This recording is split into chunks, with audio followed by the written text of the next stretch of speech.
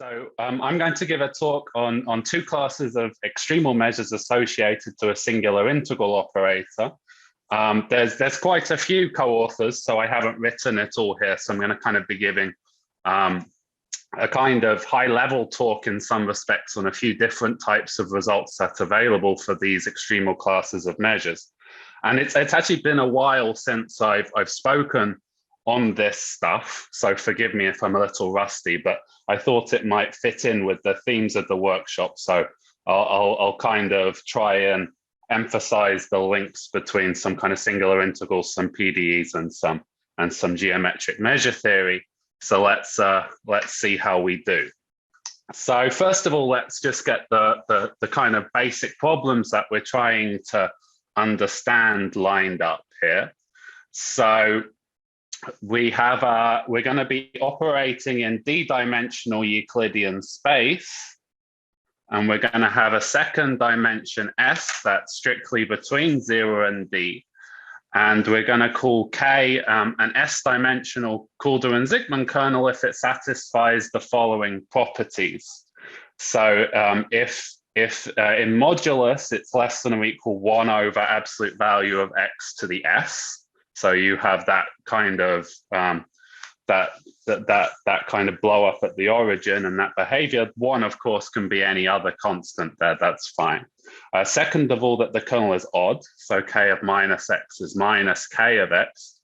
And thirdly, you have some off-diagonal decay, and there are many ways to write this. So whatever nice way of like off-diagonal decay you want to think of, like derivative bounds, any way is fine, but for some alpha between 0 and 1, the function where if I take x and I map it to absolute value of x to the s plus alpha k of x, that's in C alpha, right? So that kind of gives you the k of x minus k of y, k of x minus y minus k of, say, x prime minus y is less than or equal x prime minus x to the alpha over x minus y to the s plus alpha if x and x prime are closer together than x and y, say.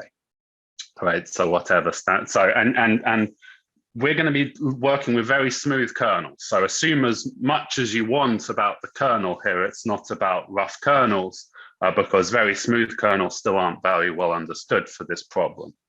And the question is for a non-atomic finite measure. So every measure, anytime I say measure, I'm going to be a bit lazy. I'm going to mean a non-atomic locally finite Borel measure. So that's when I say measure, that's what I mean throughout my talk. Suppose the Calder and Zygmunt operator, so the formal convolution of K with mu as like an integral operator is well behaved. And what we would like to understand is what can we say about the geometry of this underlying measure? Okay, so well behaved here is going to mean one of two things, and each of those things is going to lead to a different class of extremal measures, unsurprisingly. So the two notions that we will consider when we talk about well-behaved are the first one being L2 boundedness, right? So this just means that the integral operator is bounded in L2, but we don't want to talk too much about what happens at the origin. So we're going to take out a small ball of radius x around the origin. So we're kind of removing that singularity of k when we have 0. And we're going to ask about the L2 boundedness of that smoothed operator, but we got our boundedness independent of epsilon. So that's what we mean when we talk about L2 boundedness. So here's the statement written out. And the second statement meaning existence in principal value. So that means that we can make some pointwise defined definition of the limit of what happens when we take the convolution of K with, say, some measure nu, and we have and we take away the singularity, and then we let the epsilon ball tend to zero yeah, we let epsilon tend to zero. So what state? I don't know, I'm tripping over these statements so much, right? So we have these two notions, L2 boundedness and principal value. So for in your classical case, when you have your measure mu to be the Lebesgue measure and S equals D, one obtains the principal value property from L2 boundedness, because one can prove, if your kernel is quite nice, that for a dense class of in this case measures here, like of the form where you have a smooth compactly supported function times the Lebesgue measure, that principal value exists just by brute force estimates. And then the L2 boundedness will extend that property from a dense subclass to whatever class you want, like L1 functions or measures or whatever. I write every measure there, but it's the same as an L1 mu function because I have mu almost everywhere written there. So it's the same as asking it for an L1 mu function, really. So assumption one is quantitative and assumption two is qualitative. So comparing the two, one has to take those into account, but morally, the principal value property is stronger than the first one. So what I mean by that is that for any delta, say if I have the principal value property, then for any delta greater than zero, I can cut off a small piece of my measure. So I have my measure mu, I can cut off a delta amount of that measure. If I call the resulting measure, say mu delta, then I'm going to get L2 boundedness with respect to that redefined measure mu delta. Okay, so this is a result that one can get off the back of a kind of fancy type of non-homogeneous T of one theorem.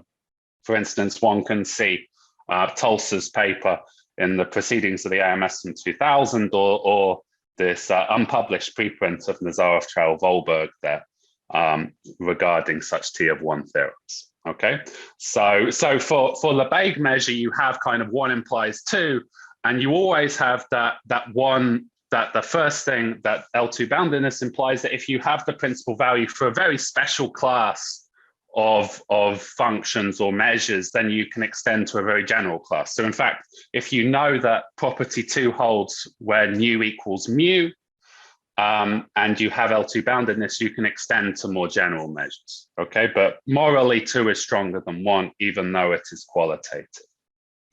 Okay, so these are our two conditions that we have on our operator that we're considering here. So what would we like to know about mu? Right, so this is there's a huge body of work about what do we want to know about mu and what conditions would we like. And if I do justice to that literature, I'm not going to get to where I want to go to. So I'm going to be a little bit, I'm going to be a bit quick, right? I'm going to try and say things as I go along, but ultimately I'm going to be a bit quick about some of these results. But very roughly, we would like to know whether the S-dimensional part of mu is rectifiable or not. So that's kind of what we're looking at in terms of the times of conditions that we would like to know, right? So the first set of results we're going to consider, and our first set of extremal measures we're going to consider, correspond to L2 boundedness.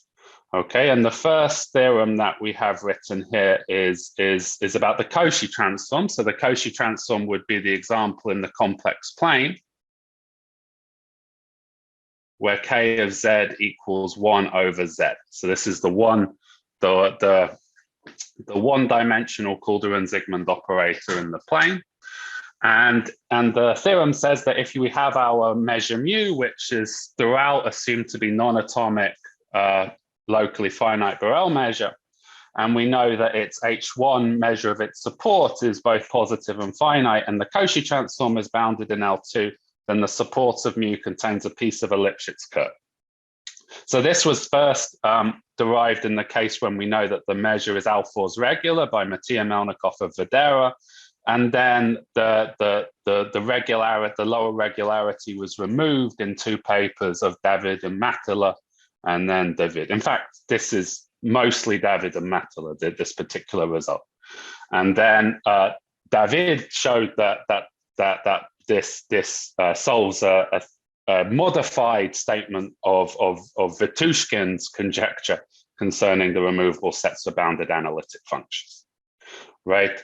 So one might want to know if one can extend this. So the Cauchy transform appears in the study of holomorphic functions, of analytic functions. So if we, instead of consider the S Rees kernel, which should be x divided by absolute value of x to the s plus 1, this naturally concerns when one considers another PDE problem. Say we consider the properties of the set for which there exists a non-constant Lipschitz continuous solution of the power of the fractional Laplacian of U outside of the set, where this alpha is related to S by the formula d minus s plus 1 over 2. So I'm only mentioning this, so just a couple of values here. So if S lies between d minus 1 and d, then alpha is between 0 and 1. When S is equal to d minus 1, alpha equals 1, and we get harmonic functions. And when alpha is less than d minus 1, we get a power of the Laplacian greater than 1. Okay. You might also think, okay, what if I replace Lipschitz continuity by Holder continuity? And then it's given in terms of entirely metric characteristics. It's just null sets of a suitable Hausdorff measure will be necessary and sufficient for removability in that case. So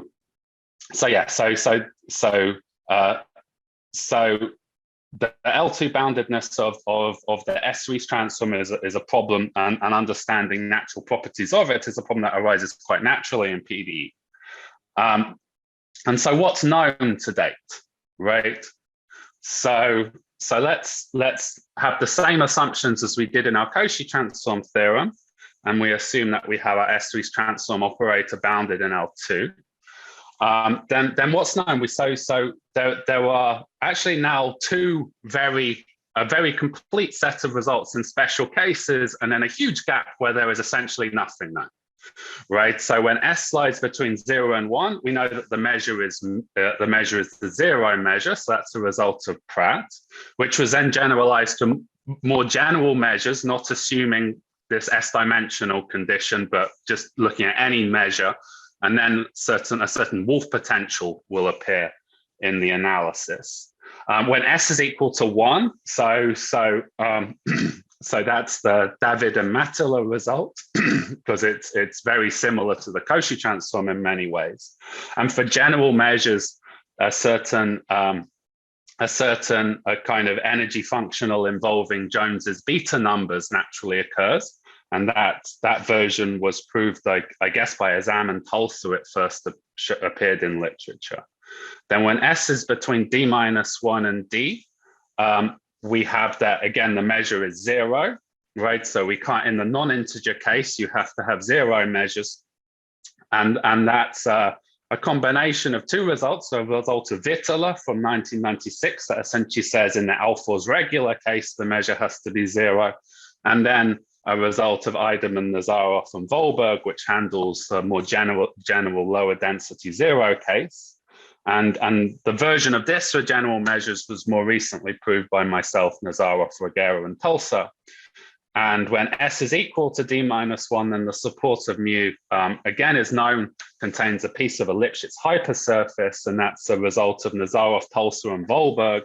And much more recently, the case of general measures, I'm not saying what I really mean here too much, but maybe we'll hear about it a bit later in the week, we'll see, is by Tulsa and Dabrowski-Tulsa in two very nice archive papers last week. So when I write a year here, it's the publication year, I believe, but those two are just archive papers there.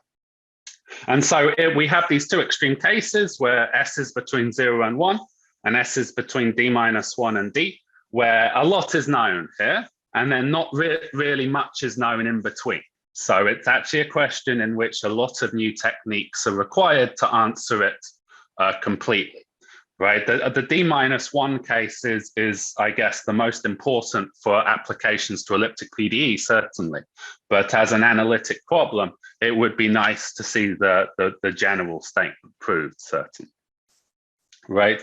And then you can ask, not just for the Riesz transform, if you ask about collections of Calder-Zygmunt operators, if you ask for like the whole collection of operators, if all the operators are bounded operators as written in the definition, then David and Semmes essentially prove that you have this theorem for all S.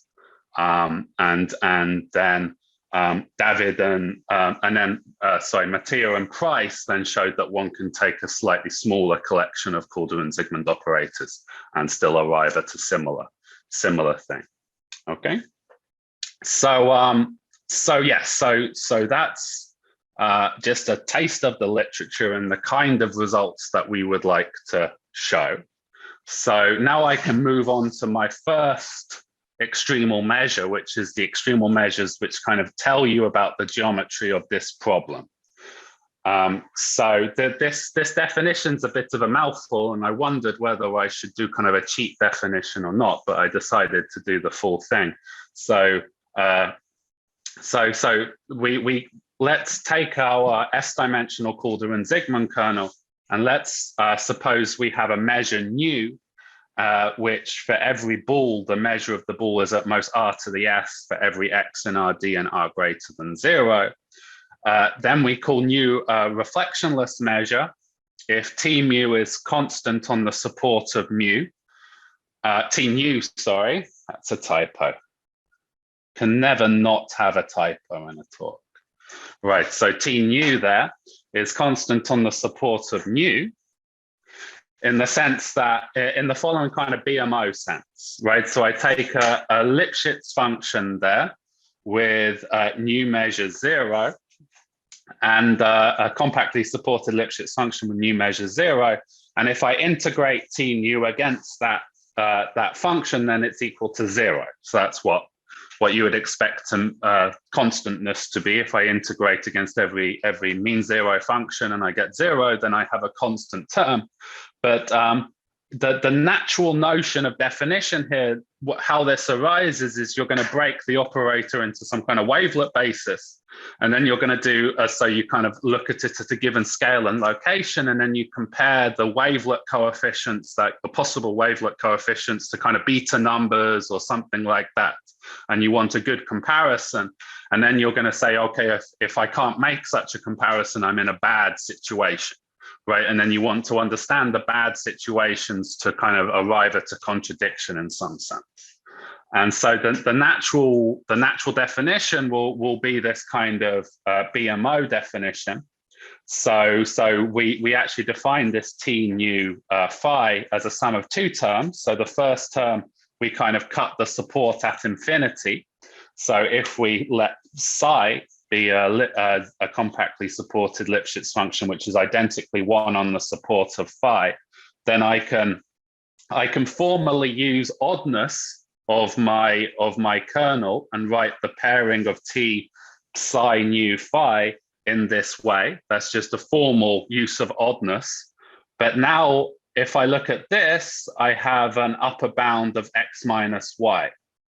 Right, this is a Lipschitz function which vanishes on the diagonal. It vanishes when x equals y, so I have a bound like this, and so this is no longer singular anymore. Right, this term here converges absolutely because I have my growth bound here. Right, so this is a nicely well-behaved term. So the local part is handled in this way, and then the non-local part, what can we do? So we can again just use oddness to subtract a term like this for free, right? So if this was an absolutely convergent integral, I could subtract this term. It doesn't depend on x, and so vanishes when I integrate against x. But now this has a nice bound of like x minus x naught to the x naught minus y to the s plus 1. And so at infinity, this decays well. Okay, so again, using my growth estimate, this is an absolutely convergent integral now. And so we have it as the sum of these two absolutely convergent integrals. So this definition is a bit of a mouthful, so it's best to just consider it in this, to just think of it as constant on the support. But this is formally what's going to come up due to the fact that you're going to be expanding the operator in a wavelet basis. Okay, so the natural conjecture that one can make for the S-Rees transform, which is a conjecture that's still widely open, right, is if you have one of these measures for the Rees transform, you have either you're an integer and your measure is an S-plane. By the measure being an S-plane, I mean that it's a constant multiple of the Hausdorff measure of an S-plane, where L is an S-dimensional plane, right? So that's what I mean there. And when S is not an integer, then nu is identically 0. So any resolution of this conjecture for a given kernel would give you geometric information about the L2 boundedness problem, in particular, if you had the version of it for the Rees kernel, you would end up with the analog of that Rees transform theorem, right?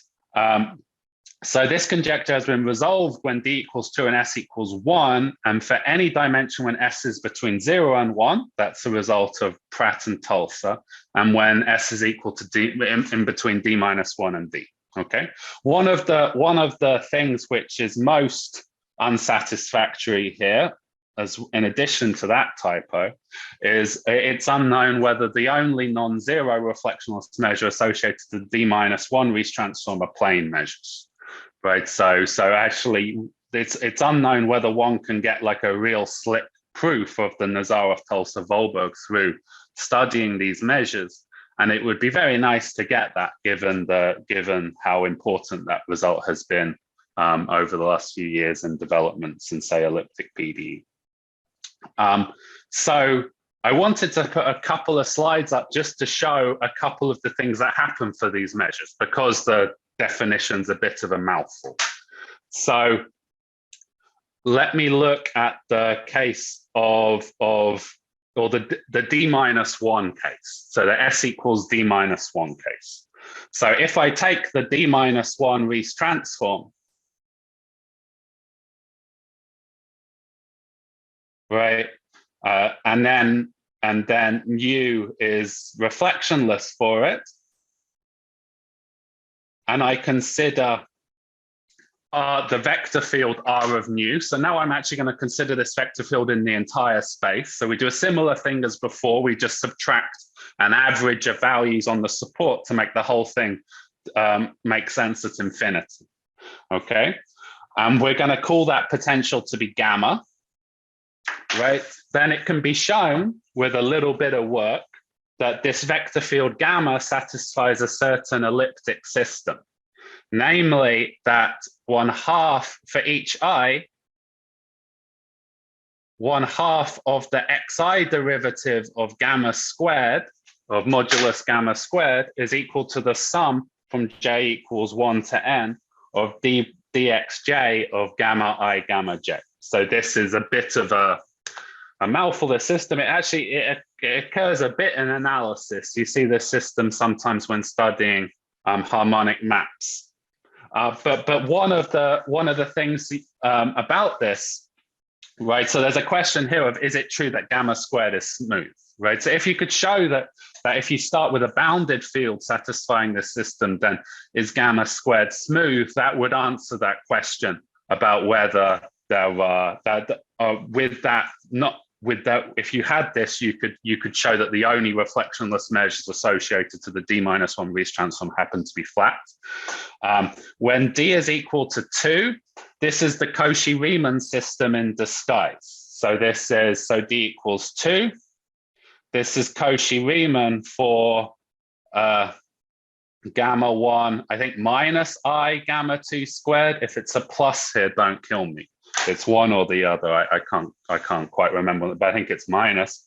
And so actually you end up, if you have this system in the entire play, you have a bounded entire function. So it's actually even constant, right? So for dimension 2, you have that it's a constant, and that actually tells you even faster that all reflectionless measures for the Cauchy transform happen to be flat.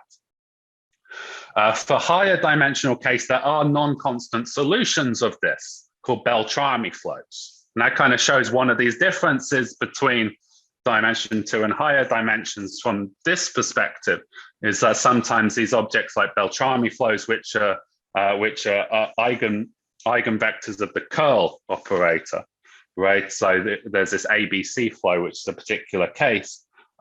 So those will also satisfy that with certain factor. But those happen to also all be smooth. So it doesn't discount the question, right? So this is just a taste, and also an open problem. I'd love to know one way or the other. I wouldn't actually be shocked if the answer is no, but if the answer was yes, I'd be delighted. So just it's a little open problem if you've seen something like this before.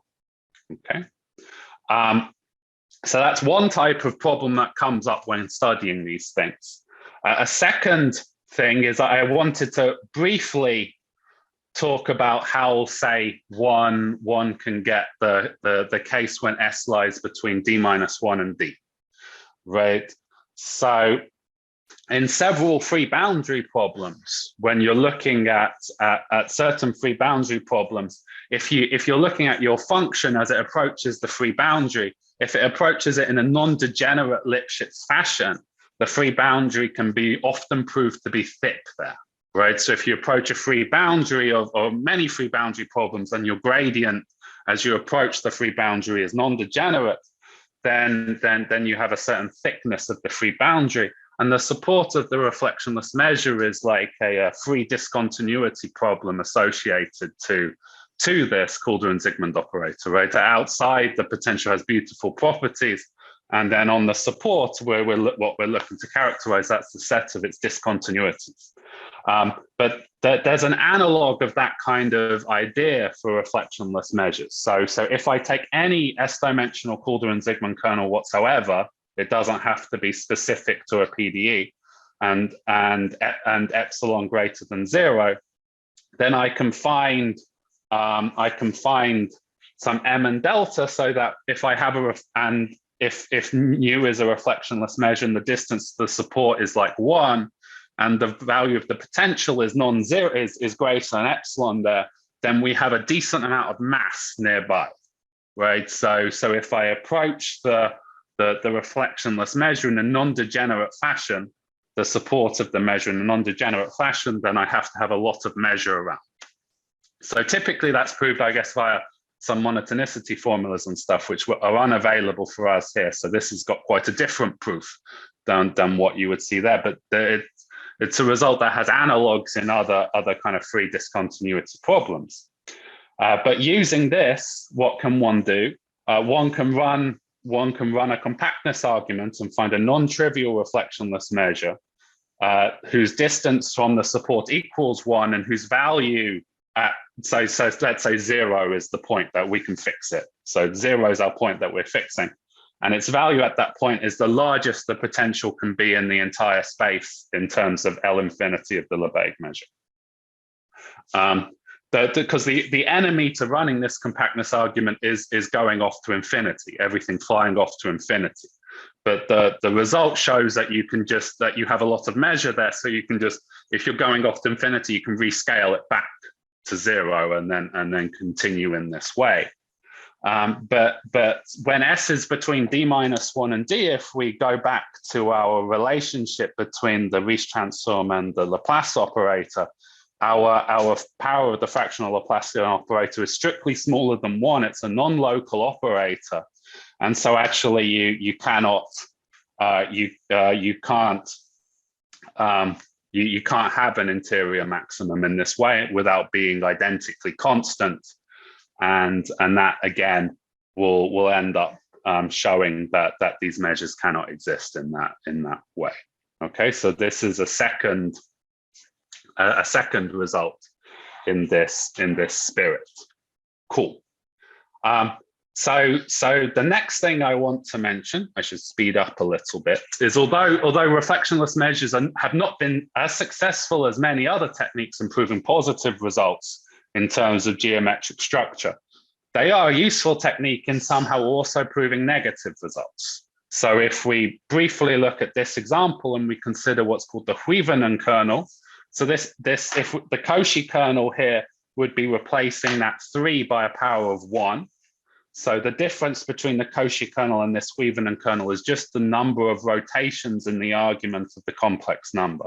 Okay, so it's kind of a simple example in the complex plane for which the Menger curvature technique, which I didn't mention before and should have done, which plays such an important role for the Cauchy transform, where that fails. And an observation for this kernel is actually the Lebesgue measure of the unit disk is reflectionless for this case. So we have a non-flat measure. It's just the whole filled in disk, perfectly round disk there, is reflectionless for this kernel. And with this, actually, one can build a purely unrectifiable set upon which this operator is bounded in L2 using this example. And you just build a very, very sparse one-dimensional counter set out of circles, right? So just in the way that you would expect, just kind of building this one-dimensional counter set, but out of circles in the plane. And if this set is sufficiently sparse, then the H1 measure associated to it will have the property that the potential is bounded outside of the support. And T1 theorems will then tell you that the operator is bounded in L2. Okay, so it's actually essentially just a weak continuity argument, but not quite, because the kernel's singular, right? So it's a little bit more than a weak continuity argument, but it's quite a simple principle as to why you get these nicely behaved operators. It's fundamentally using the fact that the disk has zero one-dimensional density, right? So that's really what you're using, that disk has one-dimensional density 0. So in this example, the principal value actually fails to exist mu almost everywhere. And we'll discuss a bit why in just a minute. And higher dimensional analogs of this result have recently been developed by Pratt and Mathieu. I got Mathieu and Pratt, sorry. I got the authors. Sorry about that. So you can generalize this idea in kind of a sharp way, but let me actually skip that because I'm running slightly late, and I'll skip to principal value. So the geometric consequences of principal value are much better understood than L2 boundedness. And we'll see why this is the case in terms of the extremal measures associated to those problems, right? So here's a theorem. So it's kind of, I stated it, one can choose to state these problems in many ways. I chose to state it this way in comparison with the Riesz transform theorem, and tried to just get the simplest possible statements of these theorems. So here's a theorem that in the case of the one Riesz transform in the complex plane is due to Mathieu, and then Mathieu price for the S Riesz transform, both under the assumption that the measure has positive lower regularity, or is essentially alpha is regular. And then Tulsa, I should actually put 2 Tulsa papers there, but this Tulsa paper proves it for all S. So that proves that without the lower regularity, that you have the rectifiability of the measure. So the analog of the Riesz transform theorem is known for all S for principal values. This is for all S in 0D. Okay, so there isn't this huge gap in techniques where some things are known and some things aren't. You have this nice set of things, right? And for the Huivenen transform, Huivenen in 1997 proved that if we have positive lower density, and here's the definition after I've said it a number of times, mu almost, so if we have this, the limit for this ratio being positive mu almost everywhere, and the Huivenen transform exists in principal value, then we have some rectifiability of the support of the measure, okay, under this positive lower regularity condition, right? So in this principal value case, a lot more is understood. And a huge part of the reason why is that the symmetric measures, which are the natural measures associated to understanding the geometry where you have principal value, are a much nicer set of objects to consider. right? So a measure nu is said to be symmetric with respect to a Calder-Sigman kernel K if you integrate over a bool kx minus y times absolute x minus y to the s d nu y, and you know that that is 0. So you have this perfect balancing in the bool for every x in the support of nu, right? So here I have for every r, also this is for every x in nu and r greater than 0, right? So by integrating something against r here, I can actually generate, I can put anything I want there. So I can replace x minus y to the s by any radial function, as long as the whole thing integrates. As long as in absolute value it integrates, I can replace x minus y to the s by anything. And yeah, this is a local condition. It's not global. It doesn't use some kind of BMO condition at infinity. It says at every scale the behavior of the measure I know at every single scale at every r, right? Where the reflectionless measure, it's quite hard to say if we have some bad piece of measure locally, how is it not balanced globally somehow is one of the things that comes up. So by just integrating this up, symmetric implies reflectionless. And with Thomas Merchant, we proved that in many cases, including the Riesz transform and the Huivenen transform, one can really quantify the difference between principal value and L2 boundedness. In the sense that if you have L2 boundedness plus something, you get principal value in terms of a local transportation cost associated to the set of symmetric measures.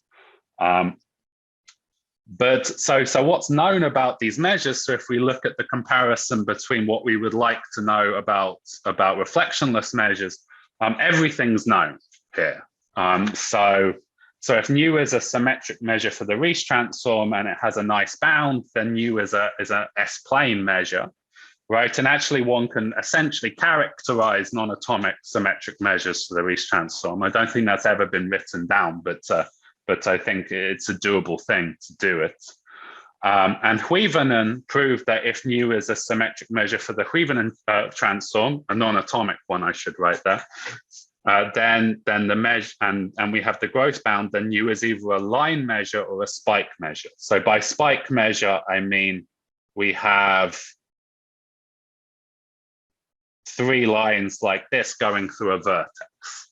Okay, so this is a spike measure.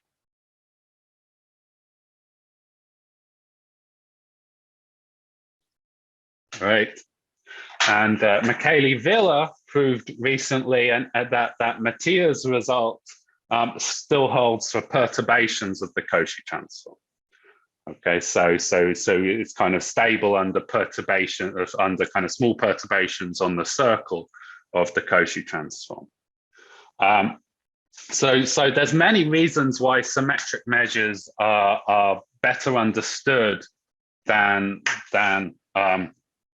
reflectionless measures, but in my opinion, the thing which helps the most in comparison is that if nu is a symmetric measure for the Riesz transform, then you can actually automatically say that the support is contained in the 0 set of this real analytic function, right? We can integrate the condition up against the right function r, the right kind of radial function dr, and we get the x minus y times e to the minus x minus y squared d nu y is equal 0 for every x in the support. So such things give you enormous amounts. So you know that you have enormous amount of information on the geometry of the support of the measure in comparison. And if the conjecture about reflectionless measures for the Riesz transform holds true, then this should also hold true.